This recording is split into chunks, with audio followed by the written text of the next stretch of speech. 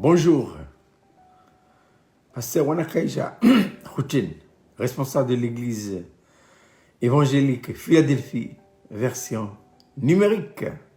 Il est exactement 5h04 du matin à Lifou, et plus précisément à la tribu de Ting Ting. Oh, je suis déjà debout depuis 4h du matin.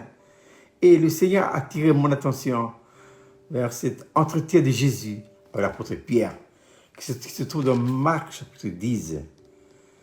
Pierre se mit à lui dire à Jésus, « Voici, nous avons tout quitté et nous t'avons suivi. » Tout quitté. Et qu'est-ce qu'il faut quitter? Jésus ici nomme les choses qu'il faudra quitter, abandonner. C'est quoi? Jésus dit, maison, frère, sœur, mère, père, enfant, terre. Voilà.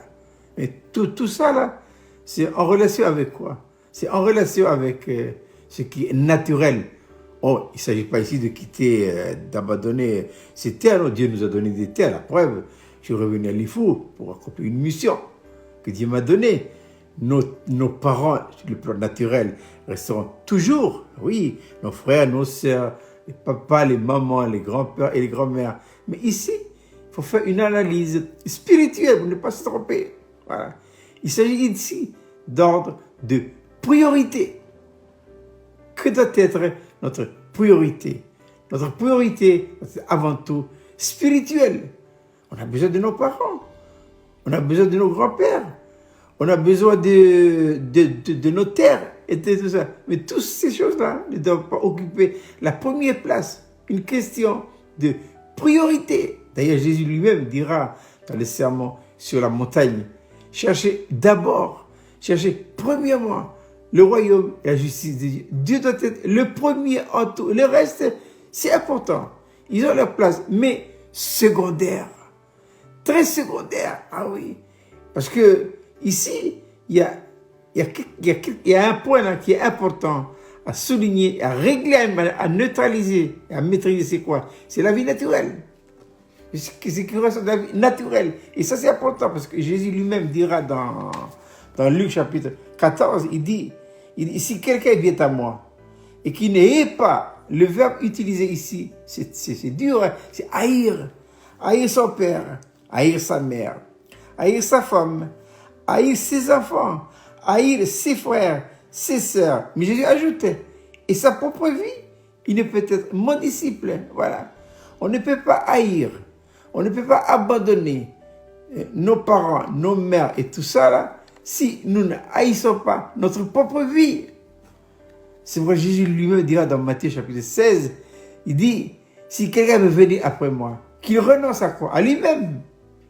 Qu'il renonce à lui-même. Ah, cette vie naturelle. C'est elle. C'est elle qui est la racine de tous les problèmes. De tous les problèmes individuels. De tous les problèmes de couple. De tous les problèmes tribaux. De tous les problèmes sociétals. C'est elle là. Il faut la régler. Mais on ne peut la régler autrement que où ça? À la croix. La croix. La croix, c'est là où le Seigneur a réglé lui là. Parce que quand Jésus est venu dans l'incarnation, il avait une vie d'âme. Il avait une vie naturelle. Ah oui. Il avait une vie d'âme. Puisque intérieurement, il était constitué d'un esprit, d'une âme et d'un corps. Mais son âme n'a jamais péché. Et bien que son âme n'a jamais péché, il ne l'a pas utilisé du tout. Hein. L'ennemi a tout fait pour Jésus utiliser son âme. Il n'a pas fait, oui, parce que s'il avait utilisé son âme, eh bien la rédemption, c'est fini. Hein. Nous sommes condamnés à la mort éternelle. Jésus n'a jamais utilisé son âme. Ah ouais. Il a toujours priorisé ce qui est spirituel. Et lui me dira à ceux qui sont venus, un jour, il était en pleine réunion. En pleine réunion. On est venu lui dire, ta mère et tes frères et tes sœurs sont dehors, ils t'attendent. Jésus a dit quoi? Mon père et ma mère, mes frères et mes sœurs sont ceux qui accomplissent la volonté de Dieu. Voilà. Et même un jour, à l'âge de 12 ans, ses parents les cherchaient partout. Ils l'ont trouvé au temple. À l'âge de 12 ans, il avait déjà à cœur les intérêts de Dieu. Et sa mère lui disait, mon enfant, on t'a cherché partout. Quelle est la réponse de Jésus.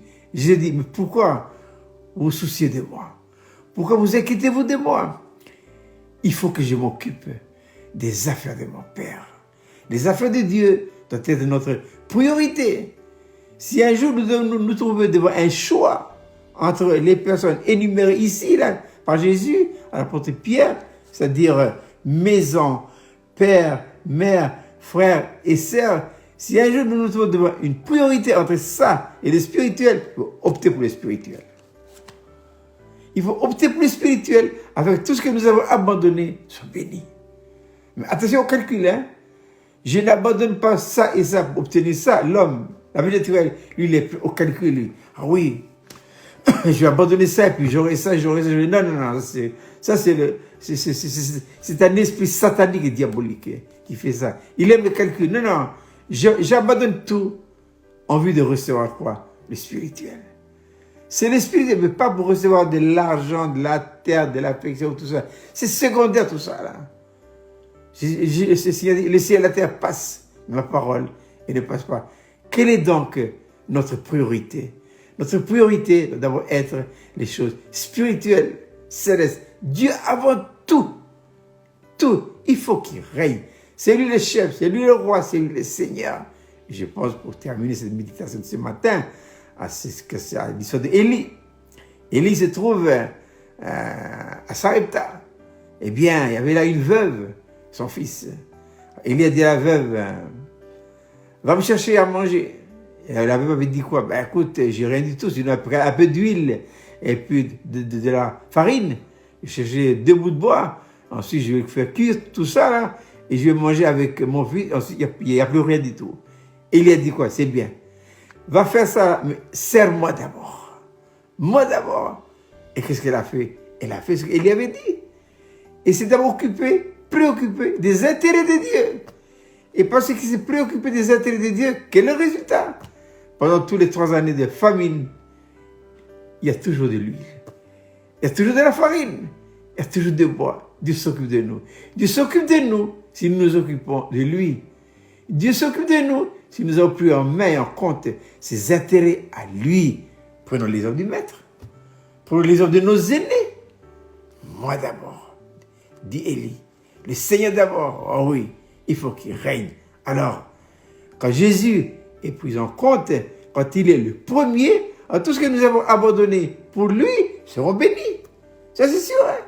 Ils seront bénis. On ne cherche pas des bénédictions. On cherche quoi? La vie éternelle. Puisque Jésus a dit ici, il dit, ceux qui ont abandonné tout ça, ils vont recevoir au centuple.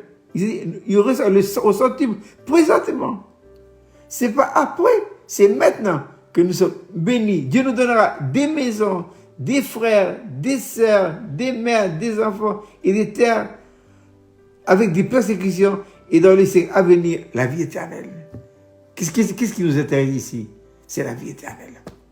C'est la vie éternelle. Pourquoi Jésus dira, si quelqu'un veut venir après moi, qu'il renonce, qu'il abandonne quoi? Tout ce que j'ai énuméré là. Qu'il se charge de sa croix. Ça veut dire qu'il prend la croix en tant que principe de vie pour être l'élément qui le domine. Qu'est-ce que la croix? C'est un principe de vie qui consiste à donner à Dieu tous les droits absolus et la possibilité de vivre sa vie en nous. Voilà. Eh bien, que le Seigneur bénisse sa parole et qu'il puisse la mettre en pratique. Il faut la mettre en pratique. Jésus dit quoi? Si vous savez ces choses, vous êtes heureux. Pourvu que quoi? Pourvu que vous les mettiez en pratique. Il ne me restait plus depuis l'île de Lifon, et plus précisément à Tirting, à 5 h du matin, de vous souhaiter de passer une agréable journée. Et à très bientôt pour un prochain live.